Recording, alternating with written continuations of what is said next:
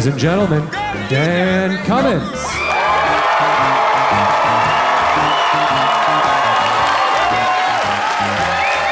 Thank you.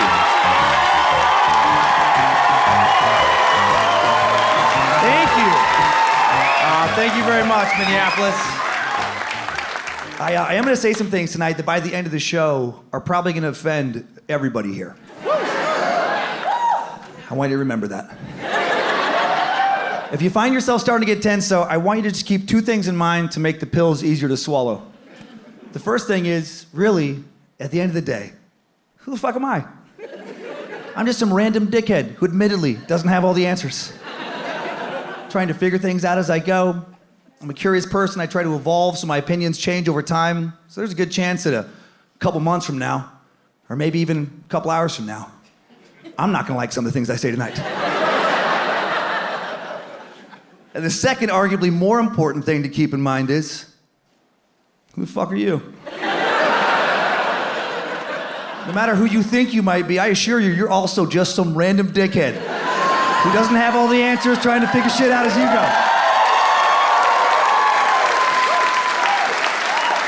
And I think if we could all keep that in mind more often, we could be less triggered as a society and calm the fuck down and deal with each other with a little more humility and grace. Right? We're all just trying to figure things out. Or maybe it's too late for that. Maybe the best way to make society a little more tolerable for those of us who remain will be to give every American a one-question quiz. Do you actually believe that a secret satanic cabal is controlling society from the shadows? And anybody who answers yes, you know, we kill him. We sacrifice him to Satan and we start over. I'm just spitballing, I don't know. Weird times we're living in, very conspiratorial times. I never thought it would get this bad. This is how off I was. When I recorded my last special, I had a couple conspiracy bits on there, making fun of flat earthers and people who are worried about the lizard Illuminati.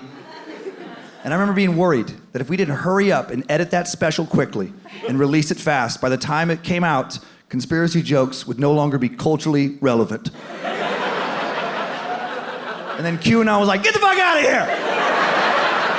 Hold on to your apocalypse horses. We're just getting warmed up, my friend. Didn't you hear the new one? Jesus just sent in Trump to save us from the devil.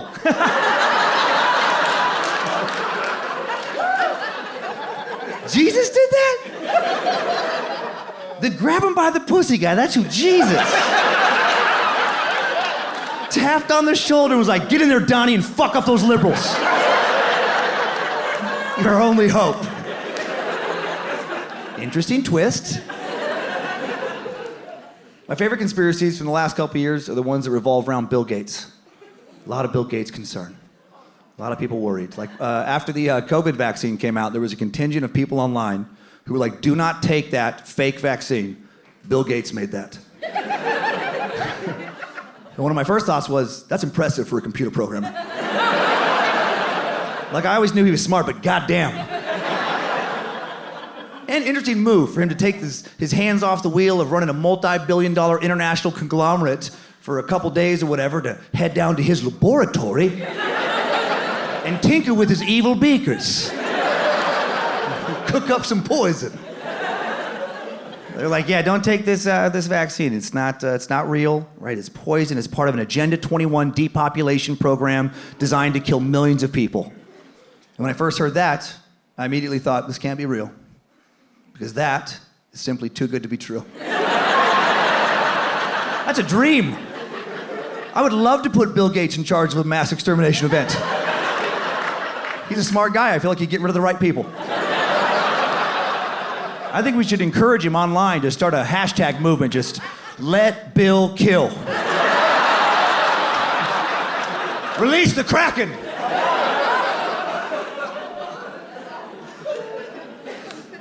I just think if Bill's in charge, we're not going to be, losing anybody important. We're not going to be losing like business leaders and professors and doctors. We're going to be losing people who live in that sweet spot where Holocaust denial meets meth. We don't need those people. Robots are about to take their jobs. I think we should have a new Holocaust. Hear me out. A different one, a fun one. We're only gonna kill Holocaust deniers, and when they're all dead, we're gonna agree to act like it never happened. Okay.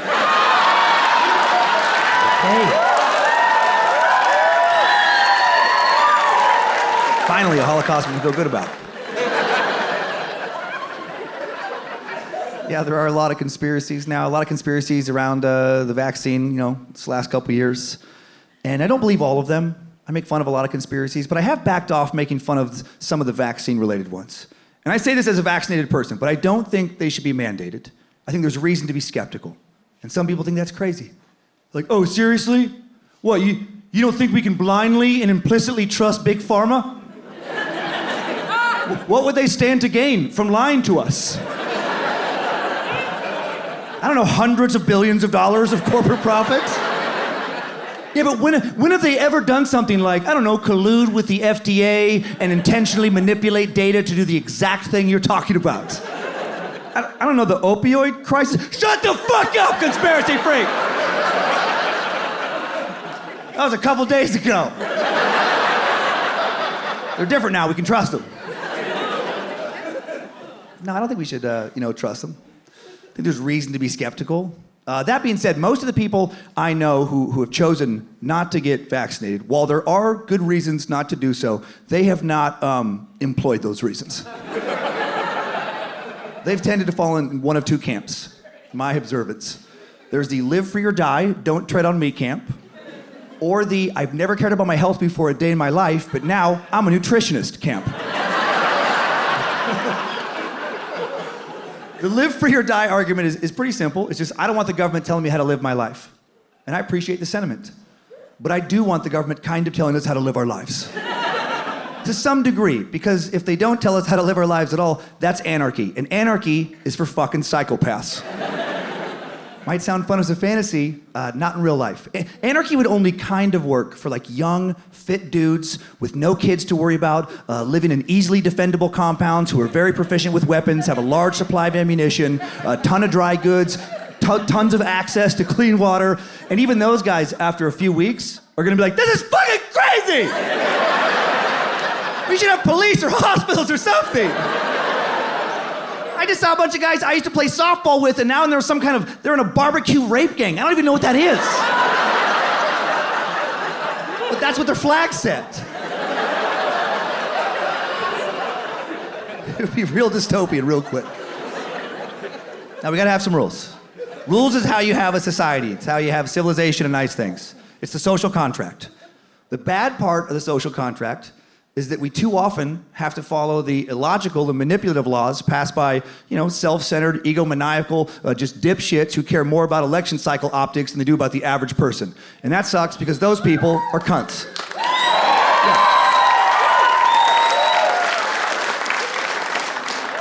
That's not the fun part of the social contract. The fun part is to no longer have to live in caves and shit on rocks and hunt deer with sharp sticks, and always worry about a larger biped coming over and taking our food and fucking our partner and/or us.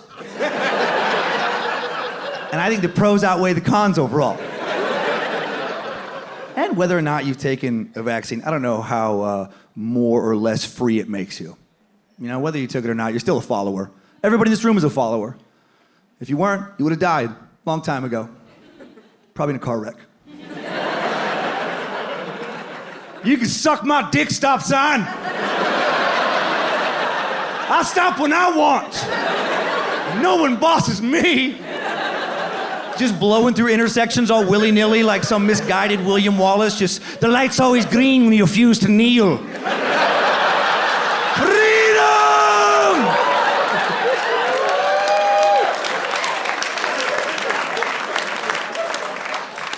Nah, that's crazy talk. The nutrition argument is my favorite one, though. I'm not gonna put something in my body that I don't understand. When I've heard some version of that, I just think, how many gas station hot dogs have you had? Right? It's like, shut the fuck up. There's nothing more American than putting shit in your body you don't understand. We're a nation of consumerism and processed foods. That's what we do. You know how much fruits and Fruit Loops? Not a drop. But down the hatch it goes, because cancer never tasted so good. I love to put things in my body I don't fully understand. What is that? Probably Molly? All right. You look trustworthy.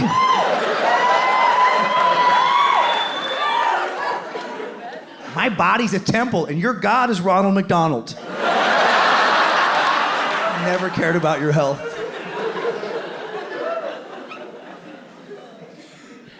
I hate now that jokes like those get politicized oftentimes, right, by a certain segment of society, very lazy binary thinkers.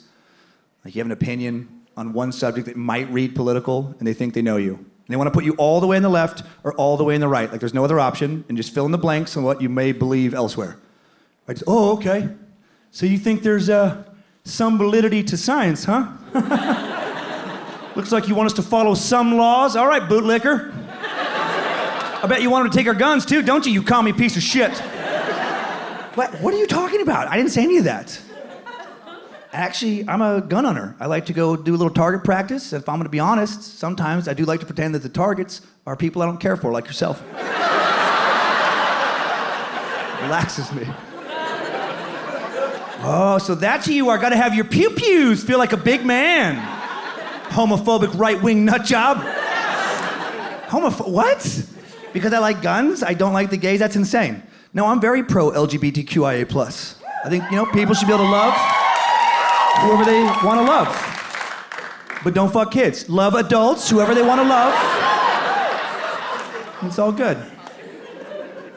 Oh, so that's who you are. Liberal agenda, no rules for anyone, you Antifa motherfucker.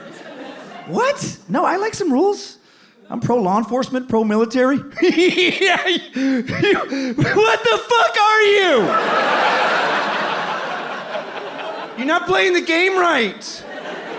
You have to be Fox or CNN, that's it. No, you can hate both those options, and I do. I'm just not a big fan of the Republicans or the Democrats right now, if I'm gonna be completely honest. I don't feel like either side represents me. I feel like a lot of people think that. For me, with the left, there's just too much concern about the most easily outraged members of society, right? You can take anything too far, including empathy. I don't want to, just marginalize anybody. I also don't want to walk on eggshells in this weird, tense, puckered up society where everyone's worried about saying the wrong thing, because that's a great way to suck the fucking joy out of life for everyone. And on the right, there's just too much religious thinking for me. Don't like religion and politics. Never will. For one very simple reason. Right? For me, the reason is no one can ever agree on what Sky Daddy wants. It's just all over the place. That's the problem. Like just with Christianity, there's over 45,000 different denominations of just this one religion in the world today. Over 45,000 different groups of people who think another 45,000 plus different groups of people reading the same book, worshiping the same God, are fricking it up a little bit. And that doesn't include the rogue outliers, just random dudes in their cabins around the world who think they're the only one who gets it. I'm so sorry no one else understands your glory, Lord. I wish more people could get it, like my landlord and my ex-wife, if they could cut me some fucking slack. I don't have a job because I'm focusing on your glory. Basing laws on religious thinking, like you might as well just base laws on which rooster wins in a cockfight. It's absurd. And if you don't like that because maybe you are a religious person, you don't think that's fair, well, would you like it if we had a politician who was not necessarily religious but spiritual, who channeled the spirit world to make major decisions? Because for me, it's the same kind of thing. I don't think many people would be comfortable with that. Some politician coming out and being like, all right, everybody, we're going to war with Russia. I know it's a big decision. And at first I was against it. But last night, I held a seance. And I was able to channel the spirits of George Washington and Julius Caesar and some guy named Todd. And Julius and George and Todd told me to push that fucking button, so here we are. And I know some people will be offended by that comparison. They're like, you just presented an extreme example. And most people who are religious are moderate in their beliefs. That doesn't make me feel better. Like moderate versus extreme in that spectrum, to me that's like saying hey man, I don't appreciate you questioning my decision-making abilities. I don't make all my decisions while I'm high on fucking crack. I smoke crack on Easter and Christmas. And the rest of the year, I just kind of think about hitting that pipe. I do understand that anyone who didn't care for my first analogy didn't like that second. Accept that.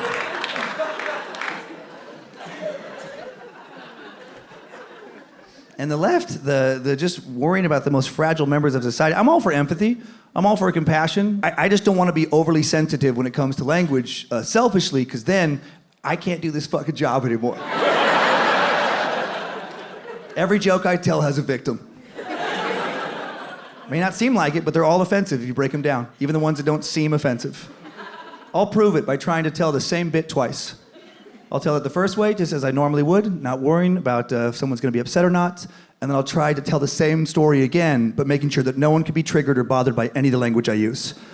And we'll see which kind of comedy you prefer. Which makes me a little nervous here, you fucking soft Minneapolis motherfuckers.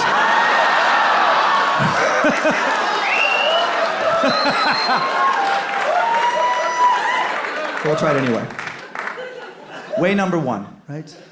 A lot of times when I'm standing in a line, I find myself getting very frustrated because I feel like the other people in the line are fucking it up to some degree. They don't have the distance right between themselves and the next person in line. That's how you do a line correctly. About 3 feet keeps it nice and tight. Not too loose, not too crowded. You get more than 3 feet, now you're causing a lot of unnecessary stress and confusion for everyone behind you. They're not sure they're in line anymore. They're falling into different states of existential crisis. What is a line if there's no rules? What is life if no one respects lines? Who am I? I should take my clothes off, shit on the counter. We should fucking burn this place. Nothing matters.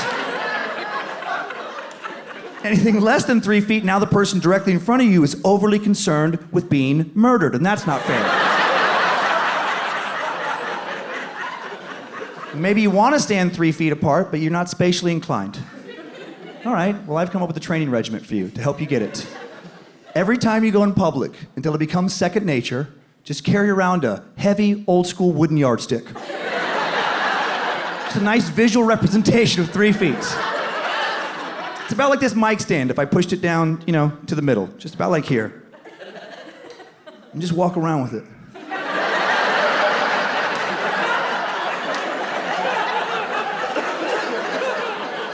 This is weird, but it's not illegal.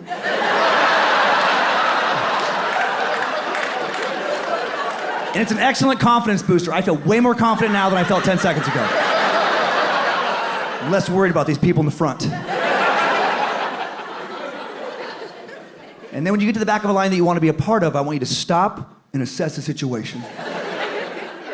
Put one end of that stick against your waist. And then just march forward, slow and steady. Until you tap that last person in the back, and that's when you stop. And they're gonna have questions and concerns. What the hell is wrong with you? Just stand your ground, don't let them bully you. Just calmly explain yourself. I'm trying to get better.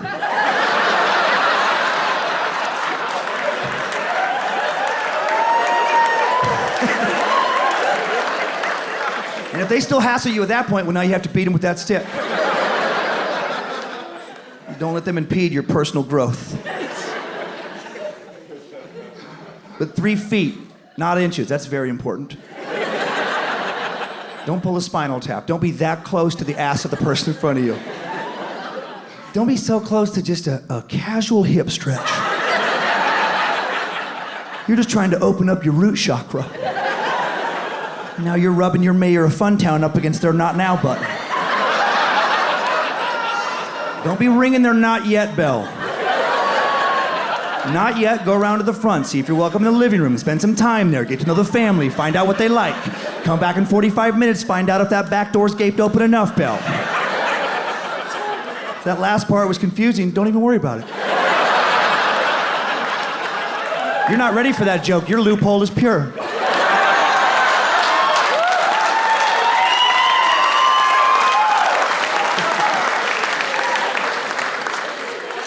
See, I didn't think that was too offensive, right? No one died.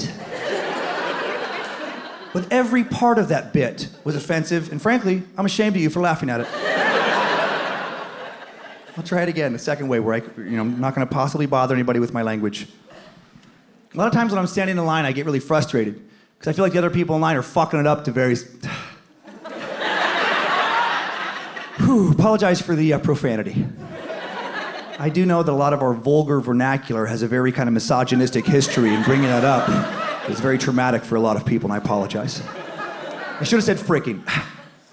No, I shouldn't have. Replacement words are actually more offensive than the very vulgarity they represent by forcing you to complete that traumatic circuit in your head, and I apologize for putting that on you. I was gonna talk about space and line, but really, who died and made me the king of lines? No one. If I have a problem with the amount of space other people need in line, then I need to see therapy for my anger issues. Maybe some people need more than 3 feet because they have social anxiety, which is very real. Maybe some people need less than 3 feet because they're lonely and crave human contact. And I'm gonna push them away? Why do I build such walls around my heart? I'm ashamed to admit it, but I was actually gonna advocate for you to carry a large stick around in public in a menacing fashion. How triggering for the victims of stick attacks. No, sir. I mean, no, ma'am. I mean, no, them.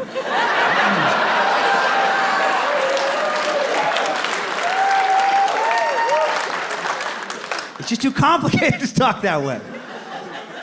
I would rather burn you motherfuckers alive than have to do comedy like that.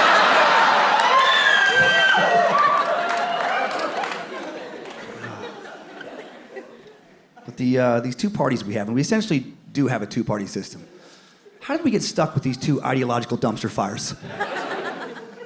And I hate that the two-party system seems to have created a sports rivalry, mindless tribalism vibe in American politics. Right? Which is great for sports. Mindless tribalism is built for a sports rivalry. That's where we're supposed to get that out of our system. Be part of a team, cheer, boo, have all that emotion, do it in a place where the stakes don't matter. That's the beauty of sports, right? That it doesn't actually matter who wins or loses, right? The results are actually pretty trivial, right? It's easy, you don't have to think much about it because it doesn't matter. You just go, you root for this jersey, you boo for that jersey, you high-five this dipshit, you drink this beer, you have a great fucking time. Go fight, win. Right? Because it's not like if your team loses, your property taxes go up. There's nothing real riding on it. You're not like, come on, one more touchdown and my brother Gary can marry his boyfriend. Let's fucking go! This means everything. No, it doesn't mean anything. But in politics, like, the stakes are actually important, but people treat it like a sports rivalry. You know, I feel like a lot of the people doing the loudest yelling, especially online, they don't even understand their own party's platform. It's not about logic for them. It's about being part of a team. They just want to cheer and boo and do some yelling. Why do I root for Team Democrat? Well, because they're tolerant, and I am very tolerant. No one has ever been as tolerant as we are. We have the most tolerant team of all time. We tolerate literally everything, except anyone who even slightly disagrees with us on one issue. We'll fucking burn your shit to the ground if you don't bend the knee to tolerance. Go fight, win. Why do I root for Team Republican? Well, for starters, because I don't hate America, libtard. Listen the fuck up. I love this team, because this team loves everything I do. Aggressive bumper stickers. Kid Rock. And flags on the back of my truck. Feels like I'm in a parade! It's very emotional. And I feel like this supposed culture war we're having with these two teams is largely media manufactured. Right? It serves politicians and mass media to have these simple narratives and put us into two voting and marketing camps. Doesn't do much good for families and neighbors and friends, but is great for those kind of systems. And I just don't buy it. I just don't think that there really is a culture war, because if there was these two teams, then most of the people you meet should be on one of these two teams. But I don't find that to be the case. I find most of us to be somewhere in the middle. We a la carte our beliefs, take a little from here, take a little from there, build our own individual identity. And you don't hear enough about that on the news, because it's not a sexy, simple narrative. But I know people who identify as Democrat who are also gun owners and pro-law enforcement. Right? Pro-law enforcement, but you never hear about that on that side. Maybe they're just people who have thought about how they might feel a little hypocritical if they were adamantly against both those two things, and then somebody broke into their house, and they were unarmed and scared, and they had to call the people they supposedly hate and really hope they bring the weapons they also supposedly hate. Because who else are they gonna call in that situation? Their vegan pacifist friends to come over and verbally de-escalate shit? Don't kid yourself, everyone wants a show of force sometimes. I also know people who identify as conservative, Republican, who are pro-choice. You don't hear about that a lot. Maybe they're just people who used to be pro-life, but then one night, they had a change of heart.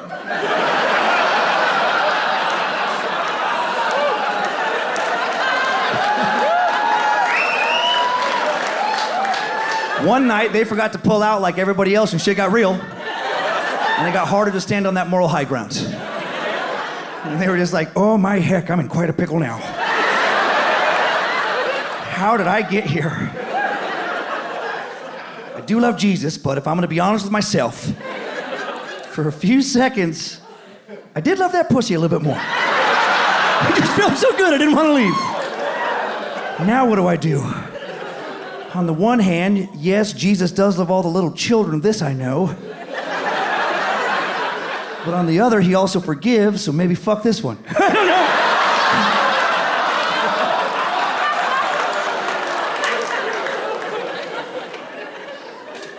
Nothing brings a comedy crowd together like abortion.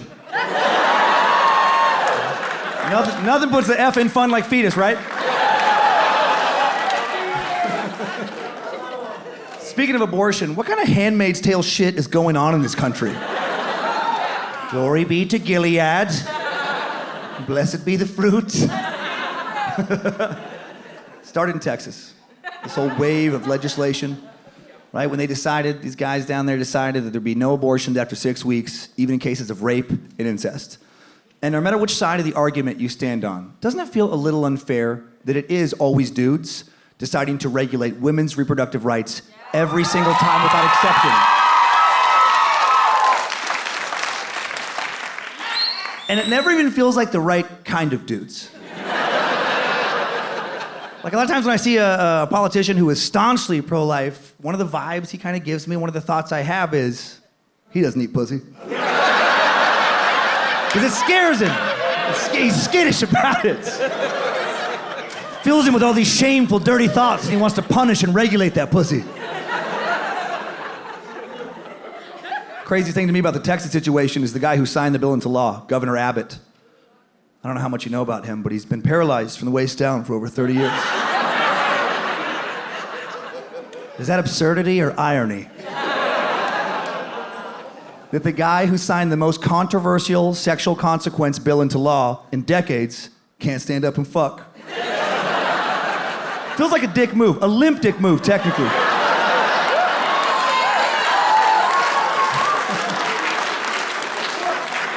It just feels unfair because he's never gonna have to deal with the consequences, it's never gonna blow back on him. I feel like the moral equivalent would be if I was governor and I signed a bill into law raising the angle of the handicap ramp from about 5 degrees to around 60.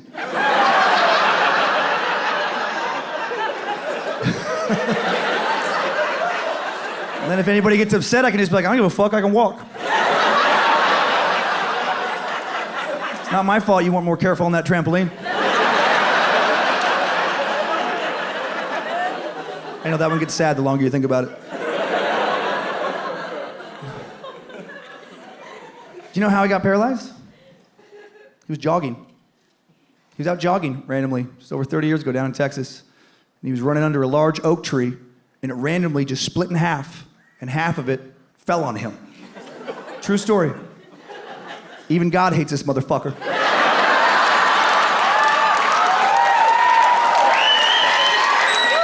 I mean, that's a sign. That's a sign. I know for a lot of people, it doesn't matter what jokes I make about this, because this is not a joking issue. It's a matter of life. Right? And 6 weeks was chosen because that's when a fetus begins to develop a brain. And that's true, and that's a powerful emotional argument. But it's not a complete argument. Yes, fetus does have a brain at 6 weeks, but not a good one. It has a little bug brain, no more capable of advanced intellectual decision-making than, say, the trillions of sperm cells lost in buttholes every year, but no one talks about that. That is tragic. What a dirty trick. Shot into a dark tunnel to complete their one life mission. And find that sweet, sweet egg. But seeing nothing but shit, literally. Spending their final confused moments in lube and numbing cream. I can't feel my tail, Johnny, I'm scared.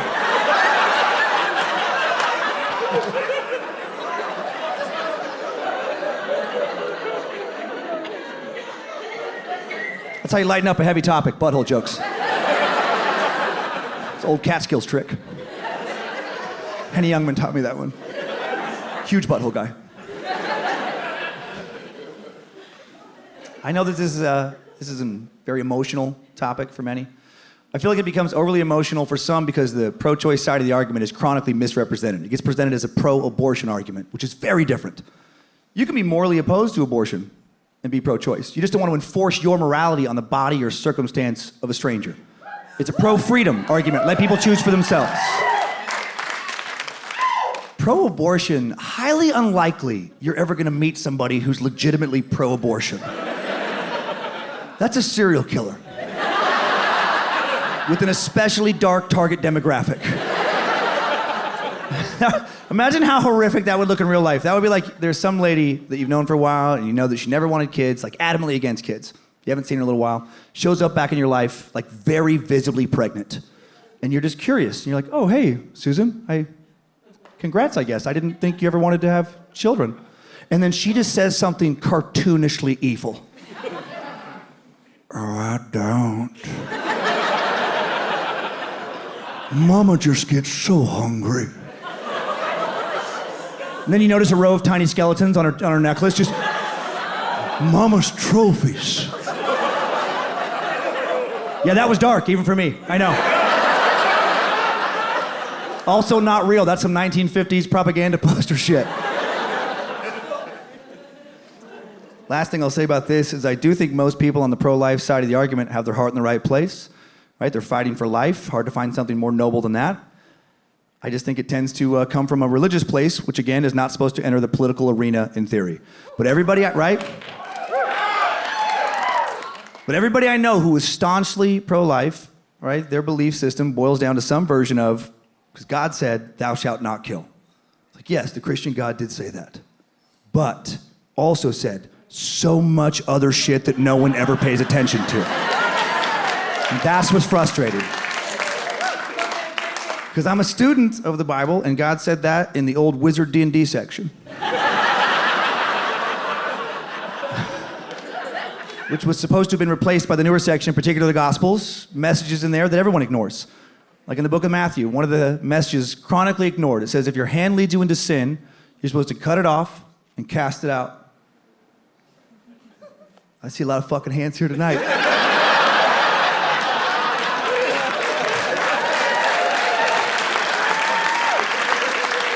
I bet a lot of those fingers have typed out Pornhub or the equivalent more than once. So how serious are we about these rules? And then people say, well, that part's interpretive. That's not literal. That's interpretive.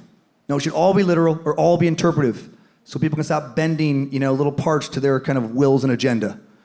So maybe if the new stuff is interpretive, well, maybe the old stuff is too.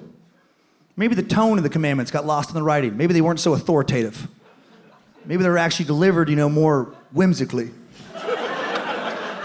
Something like, thou shalt not kill fucking willy-nilly. But yeah, sometimes a motherfucker has to die. Serial killers, pedophiles, let the bodies hit the floor. Let the bodies hit the floor.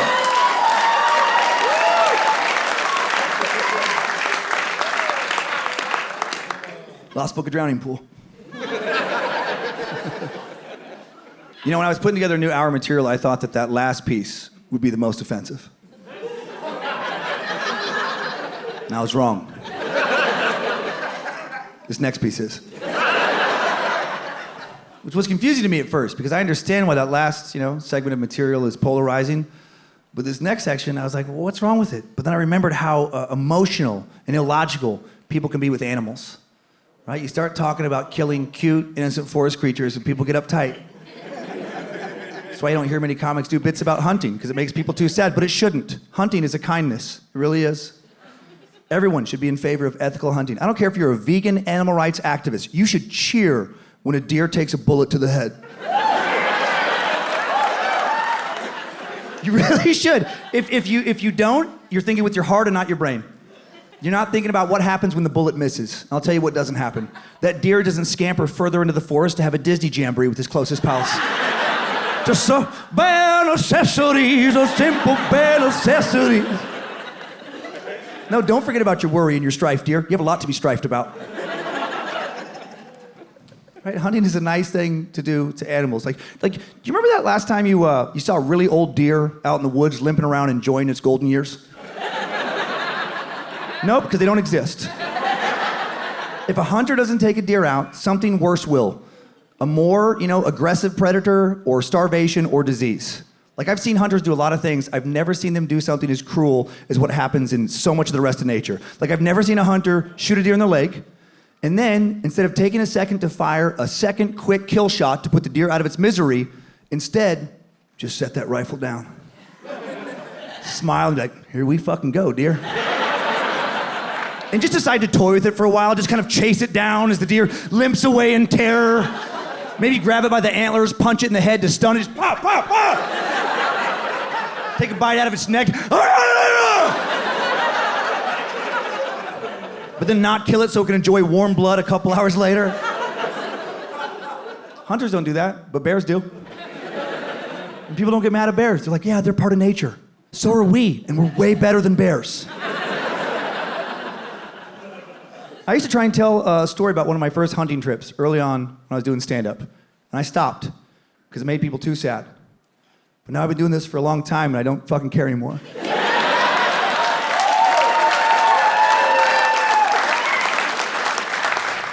You should enjoy this story. It's a happy story. If you find yourself start to get sad at any point, just remember it has a happy ending. The deer was delicious. I was 12 years old, and I was hunting with my Grandpa Ward. Papa Ward taught me how to hunt. He's a great dude, good hunter. Yeah, he's a great guy. And he liked to do a kind of hunting that a lot of other hunters do frown upon. It's illegal in a lot of, everywhere. It's illegal everywhere. He called it truck hunting. And it's a really nice way to hunt. It's very comfortable. You just drive along a road and you try to find a deer on the same road that you're on. And ideally, you just kind of shoot it on the road, throw it in the back of the truck, and keep it moving. There's no hiking, no weather, no tree stand bullshit. You're climate controlled, comfy seat. You got the radio. There's a small chance you'll shoot another motorist, but hey, life's risky.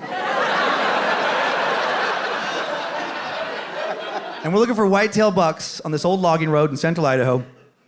And we're not seeing anything. It's almost lunchtime. We're about to give up. They're probably bedded down for the day. But then right before we call it, it was beautiful.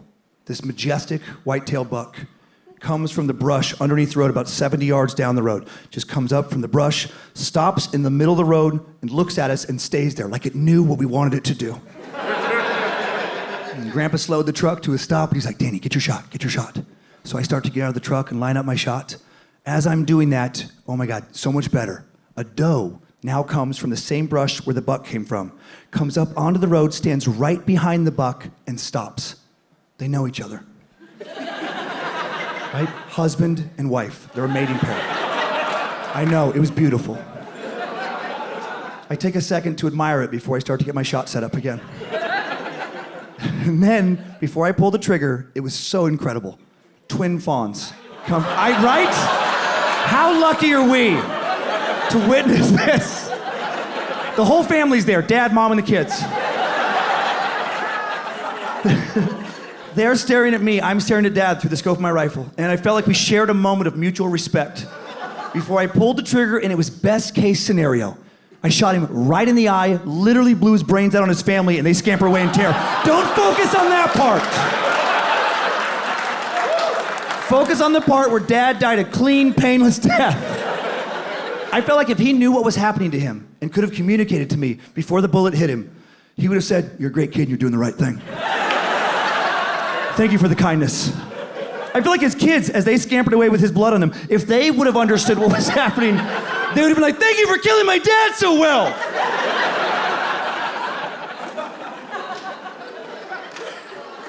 But for some reason, this story makes people sad. I even had one lady one time say to me after hearing this story, she said, what'd that deer ever do to you? Well, I'm glad you're sitting down because there's more to this tale. I used to try and tell that first story on stage, but I never told this next part. I've never talked about this on the podcast. I just haven't been ready. The wound was too fresh, but I've done a lot of therapy, and I feel like I can discuss it now. But I used to have an older brother.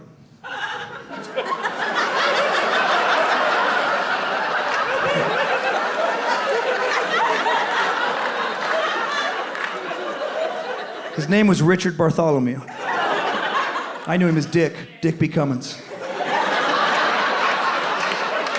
It's a very true story. He's my older brother, and growing up, I worshiped Dick. For me, the sun rose and set on Dick. And that deer we found that day was no accident. We've been tracking that deer. It was a revenge killing. Because 6 months earlier, that same deer raped my brother Dick to death. Oh, you didn't know they could do that? Wake the fuck up, Minneapolis, in your liberal bubble with your fake news. That won't report on an epidemic of deer rape deaths. You haven't known terror until a horny buck is kicked in your front door.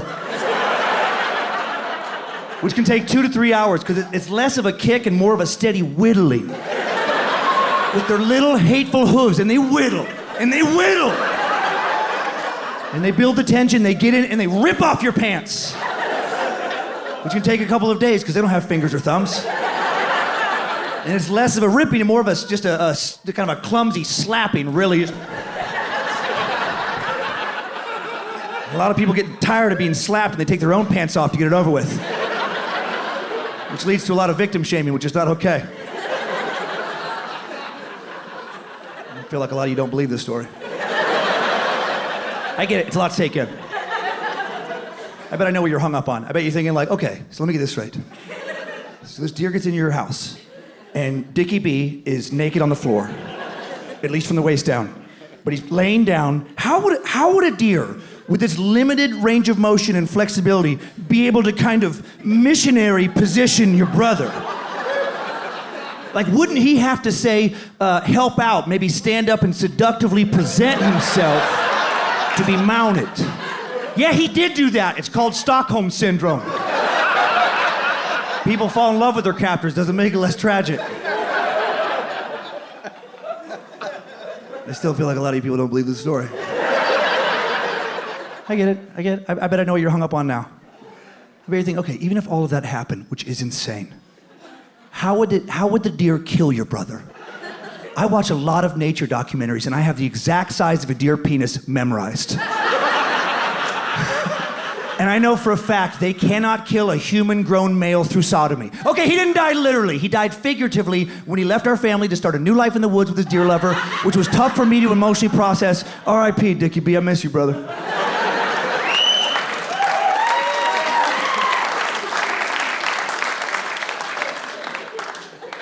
I know that was a lot. I want you to know that I know that was a lot. I know that joke's not for everyone. I run a lot of these stories by my wife, Lindsay, before I tell them on stage. No, she's great. And I told that story to Lindsay before I ever told it to an audience, and I believe her exact feedback was, that's fucking dumb. Tough but fair, okay? Maybe that's not the funniest story you've ever heard, but I don't just grade new comedic topics on just humor. I have 2 categories. How funny is it? And how original is it? And maybe that's not the funniest story, but I dare you to find another comic out there telling a long-form story about his fake brother being fake raped by a fake deer to fake death. Has some value for me. I was just trying to talk about hunting, and I got sidetracked.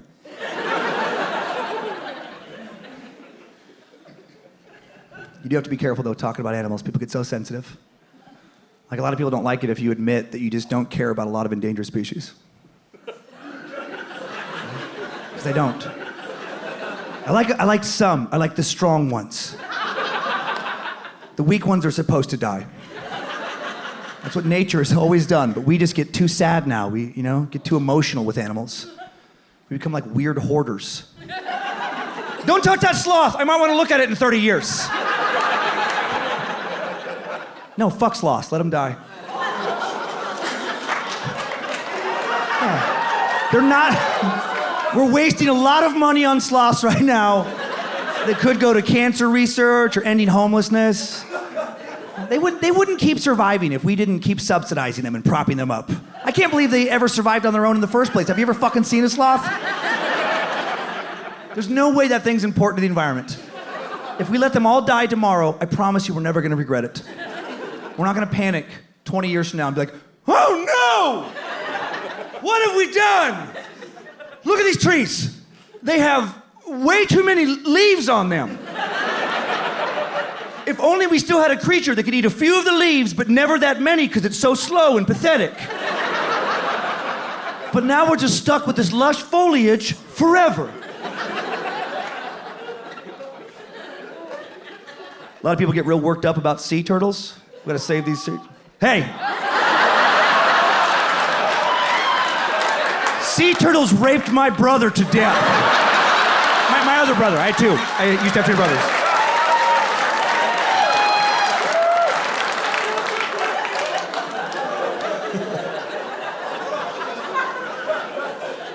No, I like sea turtles, I do.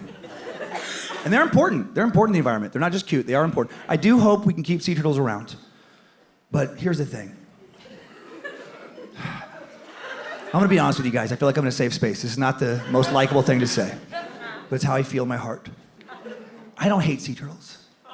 I just don't like them as much as plastic straws.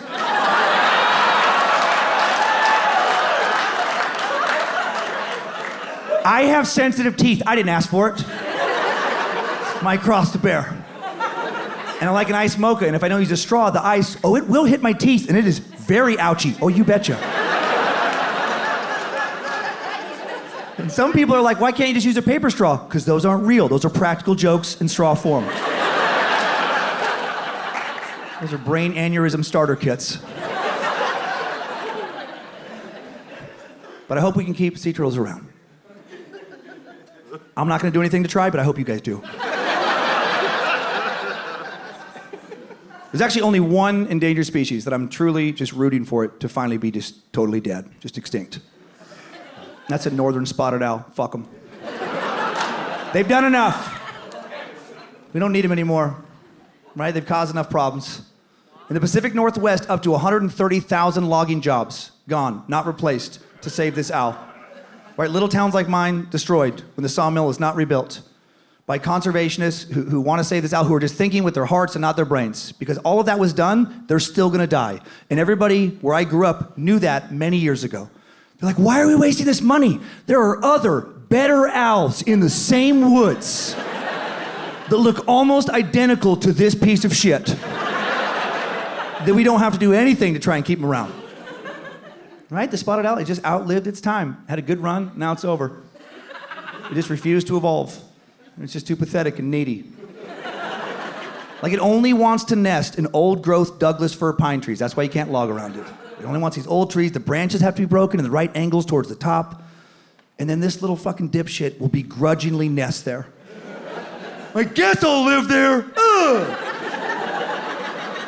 And then it wants 20 square miles of hunting territory around this tree where it'll eat one kind of mouse and one kind of squirrel, unless a competitive predator also wants that mouse and squirrel.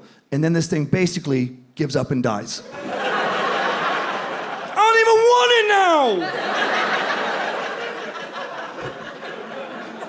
I don't even think it's strong enough to make a proper whoo. I bet it sounds more like a why? Stop it! Yeah, now the thing is being taken out by nature, right? Doing what we were unwilling to do. In the funniest extinction event I've ever heard of. Mother Nature has chosen to send another owl in to kill this owl. The last couple decades, the eastern barred owl has started to migrate from the East Coast to the Pacific Northwest. Never did that before. No human intervention. It's like it just heard, finally, through the owl grapevine, that there was a bunch of easy territory in the Northwest being poorly guarded by a bunch of emo Sad-Boy Owls. A bunch of weak, anemic owls, depressed, living in trees, troubled relationships with their parents, unrealistic romantic expectations, still painting their fingernails black and listening to Dashboard Confessional. Who I do actually like. And these barred owls, these things are hardy. They are strong, right? They'll nest anywhere. They'll live in the Charlie Brown Christmas tree. They don't give a fuck. They'll eat anything. They're not picky. They could probably live mostly on Skittles wrappers and Mountain Dew cans. And they're powerful. They're hardy. I don't think they make a whoo either. It's more like a Ric Flair, like a woo!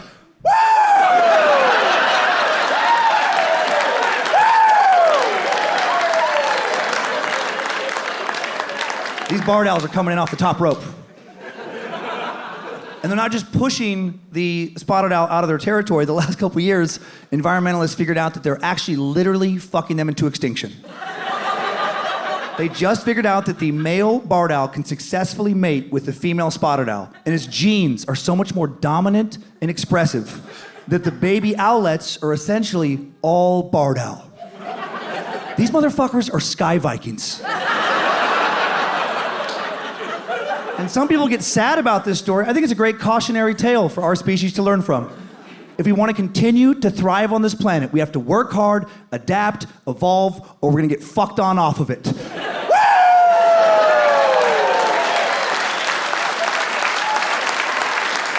be a barred owl. All right, I don't want you guys to think I'm a psychopath when it comes to animals. So too late. Now, I want to share a nice animal story. Because I also can be an emotional, illogical thinker when it comes to certain species. Like dogs. I am definitely a doodles. I'm a weird dog person, for sure. I love Penny Pooper and Ginger Bell so much. And I love them so much. And my wife Lindsay loves them, too. But I've actually become the weirder dog person than her. And I never expected that going into it. Like, I was more worried about her when we got them. And I tried to discuss some ground rules. I'm like, okay, we're gonna get some dogs, but they're not gonna ever sleep in our bed. That's just for us. We don't need to buy them a ton of toys. They can't count. They don't know how many toys they have. And we're never gonna dress them up because they're dogs, not little people. I don't think I made it 5 minutes into the first night of trying to train Penny before I was the one who broke. Like, she just kept whining, and I was begging Lindsay to let her sleep with us. She's dying in there. She's failing to thrive. Now I let Penny and Gigi pick their spots on my side of the bed first, and then I just kind of work around them to sleep. And we have 2 giant toy bins because I don't think our precious babies should ever have to walk too far to get their favorite playthings. And we've invested heavily in dog hoodies because they are adorable. It's like having 2 furry college kids with tails running around your house. And then lately I took my love of dogs to a place that not even Lindsay and the kids are comfortable with. It was one night when it was just the dogs and Lindsay and I at home. I'd had quite a bit to drink. And I was holding Penny like a baby. I like to hold my dogs like babies. I don't know if they like it, but I like it. It's hard to read their expressions. I don't know if it's love and adoration or panic and terror. And I was eating a burrito. And I had a really weird thought. I was like, I wonder if I can feed Penny like a mama bird to a baby bird.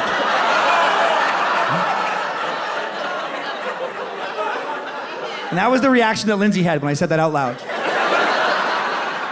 She was like, please do not do that. That's so gross. I'll never want to kiss you again. And so I was going to set Penny down, but then I just looked at her precious little face and her little teddy bear eyes looking at me, and I felt like she was trying to communicate with me. Just, baby bird is hungry, mama bird. Baby bird is starving.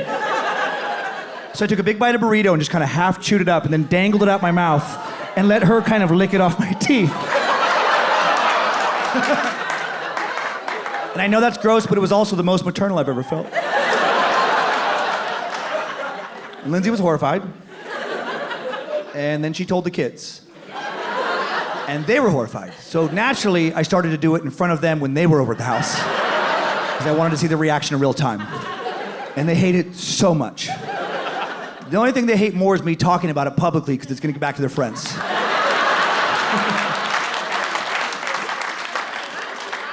And I don't really want to embarrass them. I've tried to back off on material about the kids the last couple years because they're in an awkward social age and I don't want, the repercussions of that. But I do want to take the mama bird, baby bird thing a little farther. Because Monroe is 14 and she's never dated anyone that we're aware of. She's never brought anybody home. But she will eventually. She'll bring somebody home. And I used to think it would be funny to be the stereotypical cleaning the shotgun dad. Cliche, it's pretty played out. And also, way funnier to be the baby bird dad. Oh my God. What a great moment would that be? Just some, awkward teen, all tense and, nervous to meet Monroe's father and trying to be on their best behavior. And then they come through the door and I'm just waiting for them, 10 feet behind the door, just baby birding, Penny, just...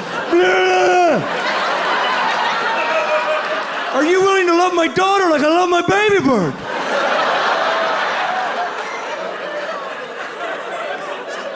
She'll be furious for months, but I'll be laughing about that on my deathbed still. One of my defining moments. Right, enough talk about animals. I have some more groundbreaking, very important political thoughts to share. When you're out in an area with a lot of other people, like at a big outdoor concert or at the fairgrounds, and you're looking around at the rest of humanity, are you comforted or horrified by understanding that they also get to vote? Like, do you look around and think like, yeah, this is great, we're in good hands? Or do you look around and think, how is the ship not already sunk? I just think it's crazy that you don't have to know anything about politics or politicians to be able to vote. Like, nothing. You should have to pass some kind of test. Yes. I think a fair test would be you have to match a photo of the politician you're voting for to their name. That's it. Just photo to name. Like, if you don't even know what they look like, there's no fucking way you understand anything about them. And I bet a lot of people would get that wrong. Right? You'd be like, no, that's not Biden. That's an autopsy photo of a 117-year-old man. That photo was taken 6 weeks after he died. No, that is not Trump. That is Emperor Palpatine. It's a dark wizard. That is not Hillary Clinton, but you were very close. A lot of people get that wrong. That's a mugshot of actor Gary Busey.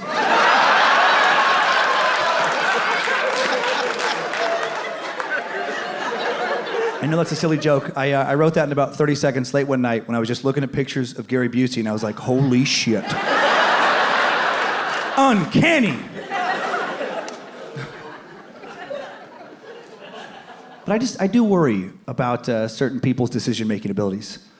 Says the guy who wants to baby bird his dogs. But some people's decisions, they're so objectively bad, and just over and over, I'm like, I don't know that they should be voting. Like, I'll give an example of who I'm talking about. There's a social media influencer, Stephanie Matto. You may not recognize her name, but you probably will remember what she became infamous for. She made over $100,000 one year selling jars of her farts.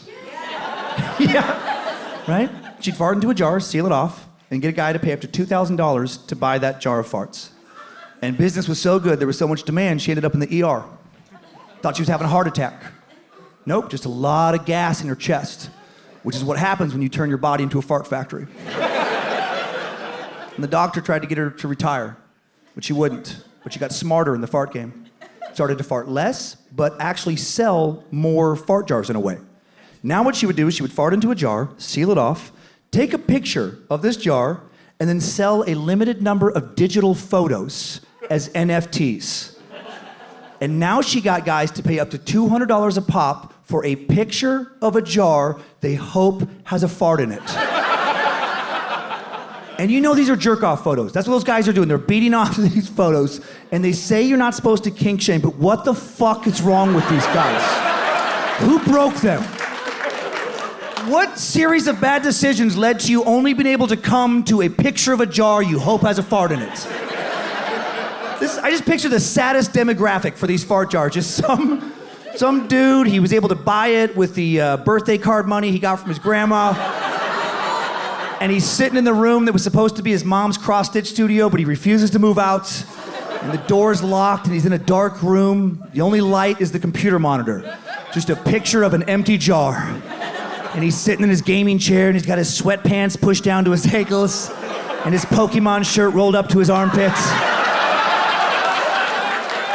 And he's got his bruised and battered cock in one hand. A dick that's never known a woman's gentle touch, only the cold, callous grip of an angry incel. In his other hand, he has his phone. He's DMing Stephanie Matto. He's like, you promised there's a fart in the jar, right? I don't want to come to an empty jar like an idiot. I just think maybe that guy shouldn't be able to vote.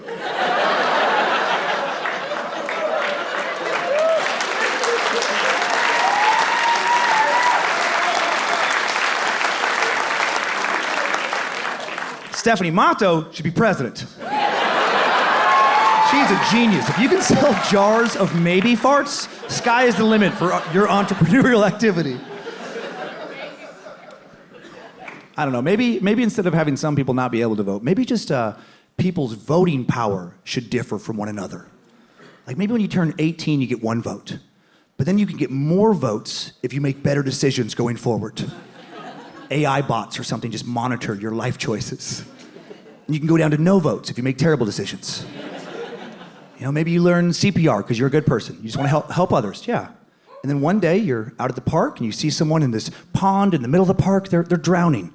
And you risk your life to save the life of this stranger. Like, why are they even swimming in this pond in the first place? But you run out there and you swim out there and you bring them back to shore and you breathe life into their lungs. That's beautiful. You should get 15, 20 extra votes. But what if like a month later, same park, you get caught beating off in the bushes? Well, now you have no votes. You're all over the place. You're too inconsistent. We have no idea what you're going to do in the booth. We can't trust you. Also, we should change the criteria for who gets to run for higher office, because there's almost no criteria right now. It's crazy. Like, to become president, you just have to be at least 35, naturalized citizen, resident for at least 14 years.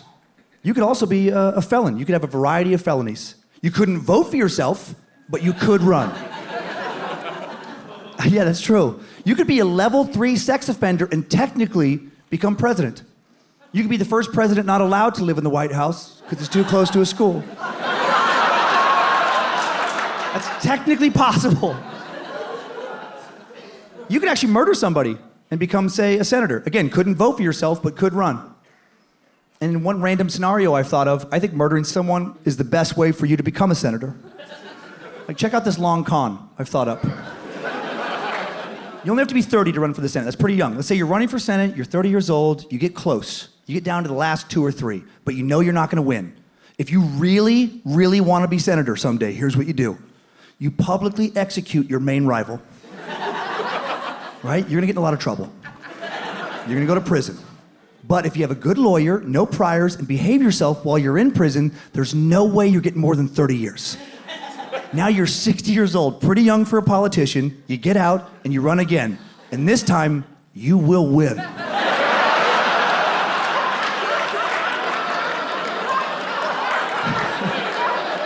Who in their right mind is gonna run against you? You could have some wild-ass campaign slogans, too.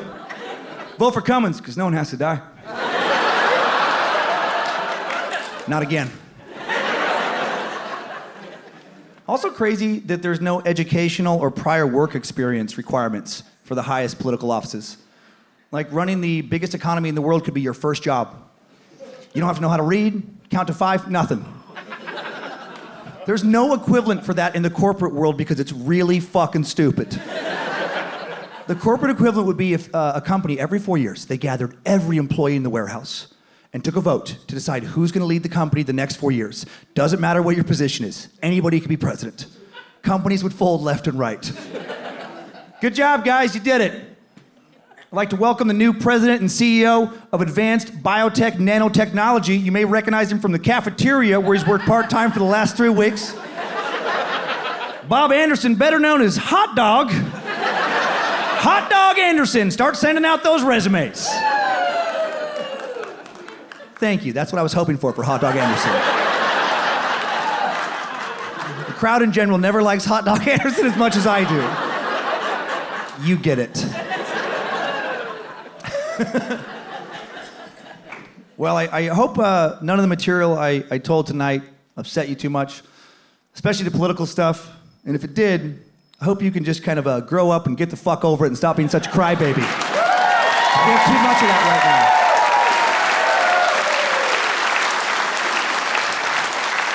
We have too many people that just want to wallow in their own echo chamber and just refuse to hear any other dissenting points of view. And that is not a healthy way to have a society. Right? There's always going to be a lot of different opinions. The best way to have a healthy society is to have compromise and discourse. But we don't do that right now as a society, right? We just scream at each other. Like, we're in a relationship of sorts. And so we should communicate and talk things out and work on it. Like, no relationship counselor worth half a shit, seeing a couple having trouble, would advise them to do what we do as a society right now. No one would be like, hey, all right, guys, stand on other sides of the room and fucking scream at each other. Plug your ears, don't listen to the other person, never back down, never apologize. That's what we do. It's crazy. I wish we had more people like my Grandpa Ward. He was great at hearing other people's opinions. Right? He lived in this tiny little town in Idaho, Riggins, for his entire adult life. And he would have this weekly breakfast with these other guys where they would discuss politics, religion, everything for the last few decades of his life. He was a Democrat, not religious. They were Republican, they were religious. They disagreed on so much. They argued, things got heated. But at the end of the breakfast, they would still respect each other, shake hands, and agree to meet the next week. And when he was on his deathbed, yeah.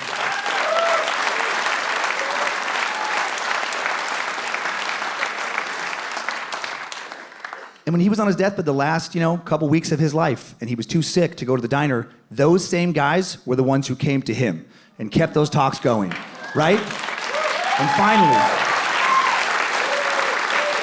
after all those years, when he was near death and no longer worried about consequences, he killed him. He had enough of their shit. And he left the world a better place than he found it. No, he kept those talks going right until the end. It was beautiful. And those were the guys who cried the hardest at his funeral. It was a beautiful thing. And I think if we could do that as a society, keep talking, not give up on each other, be tenacious, persevere, keep pushing forward when times get tough, life could be better than it's truly ever been. But we got to work hard to get there and not give up. And that's hard sometimes. And sometimes when I feel like giving up, there's a hero I met about a decade ago that I like to think about who inspires me to keep going no matter what. And I want to share this person's story with you. Maybe it'll inspire you. It was in Santa Monica, California, and Lindsay and the kids and I, we used to go to this 50s diner, this great little nostalgic diner. We get about a block from this place, and we hear the unmistakable sound of a car wreck. We look at the other end of the block. It was this old Cutlass taking a right-hand turn off Santa Monica Boulevard, and it starts mashing the first parked car it tries to pass. Very slowly, it's just grazing along the side of this car, ripping off the paint, so loud, popping off the mirror. It could stop, it could tap the brakes and stop at any moment, and just doesn't. So slow, it just mangles this car, and then it proceeds to do the exact same thing to the second car it tries to pass. Like, we're mesmerized. And as it gets closer, you can see that this is not the first two accidents this car's been in today. Legitimately, it looks like it was driven there from the demolition derby where it took a beating. And it proceeds to hit, to some degree, even if it's just a glancing blow, every single parked car on that entire side of the full block. It just kept veering to the right because its front right tire wasn't just blown, it was completely gone. Just a bent rim, so it's tilted. So it'll try to correct and then inevitably slam back to the right. And we're wondering, who is driving this? When they come into view, it was an older lady, probably in her 80s, but not who I expected. Right? She seemed very well put together, not disheveled, not disoriented, nothing. Her posture was perfect. She had a great haircut, nice silky shirt. She had a smile on her face. She had her hands at 10 and 2. She had driving gloves on, which I felt were excessive. Just considering her visible skill set. And she had a real happy energy. Seemed really, positive and upbeat. Her energy could not match up less with the carnage she's leaving in her wake. And when she gets to the end of the block where we're standing, I try to stop her, because this is dangerous. Right? I was like, ma'am, stop. She sees me at first, and she tries to wave me off. Just takes her hand off the wheel for a second, get out of here. Mama's got shit to do. So I try, ma'am, please, stop. Now she stops. She stops, she puts the car in park. Right? I tell her, your tire's gone. She turns off her engine. She takes her seatbelt off, safety first. She comes out of the car, walks around. I revealed to her the roughly $1 million in insurance claims that she has just launched single-handedly. And I explained to her, this is very dangerous. She's gonna hurt herself or someone else, so I gotta call this in. And she should call someone to come pick her up. And all she says to me is, okay. Still seems very happy. So now she goes to, I assume, get her phone. She goes, she gets in the car, shuts the door, locks it, puts her seatbelt back on, turns over the ignition, puts the car in drive. I'm like, are you fucking kidding me? Starts to creep forward, and I try to stop her one last time. I was like, ma'am, please, stop.